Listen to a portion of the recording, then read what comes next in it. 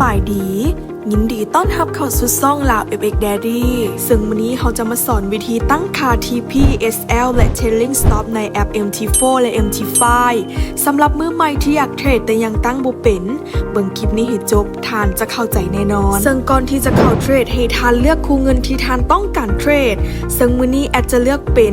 XUA ต่อ USD ต่อมาเบิ่ง3ค่าหลักที่เทรดเดอร์ต้องฮู้เพราะมันคือพื้นฐานในการบริหารความเสี่ยง 1. Main TP หรือ Take Profit แปลว่าจุดเฮ็ดกำไรสมมุติว่าเฮาซื้อทองคำอยู่ที่ราคา$4050แล้วตั้ง TP ไว้ที่4065เมื่อราคามาฮอดจุดนี้แล้วระบบจะปิดออโต้ให้เลยเฮาจะได้กำไรโดยที่บ่ต้องเฝ้าหน้าจอหมดมือเลย 2. Main SL หรือ Stop Loss คือจุดขาดทุนเพื่อป้องกันเวลาที่เฮาคิดผิดสมมุติว่าเฮาซื้อทองคำอยู่ที่4075แต่ราคากลับลงมาอยู่ที่4060เฮาจึงตั้ง SL ไว้ที่4060และเมื่อราคามาฮอดจุดที่เฮาตั้ง SL ไว้แล้วระบบจะปิดออโต้ให้เลยเพื่อหยุดการขาดทุนที่หลายเกินไป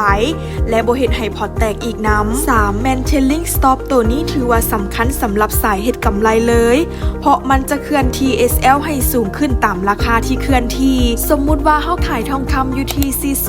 4085เมื่อราคาลงมาอยู่ที่4055 Trailing Stop จะเลื่อน SL ลงมาออโต้เลย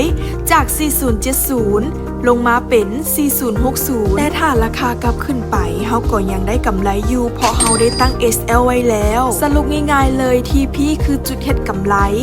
SL คือจุดขาดทุนและ Trailing Stop คือตัวช่วยในการล็อกกำไรอัตโนมัติเมื่อเข้าใจ3อย่างนี้แล้วทานสามารถเทรดได้ปลอดภัยขึ้นและบ่จำเป็นต้องนั่งเฝ้ากราฟแบบตลอดเวลาเลยหากคลิปนี้มีประโยชน์ฝากกดไลค์และกด Subscribe ช่องของเฮาในด้วยทุกคนและถ้าใครที่อยากเปิดบัญชีรับ$30ฟรีแอดได้แปะลิงก์ไว้กล้องคอมเมนต์คลิปนี้แล้วด้วยทุกคนสำหรับคลิปนี้ FX Daddy ขอลาไปก่อนแล้วเจอกันคลิปหน้าด้วยทุกคน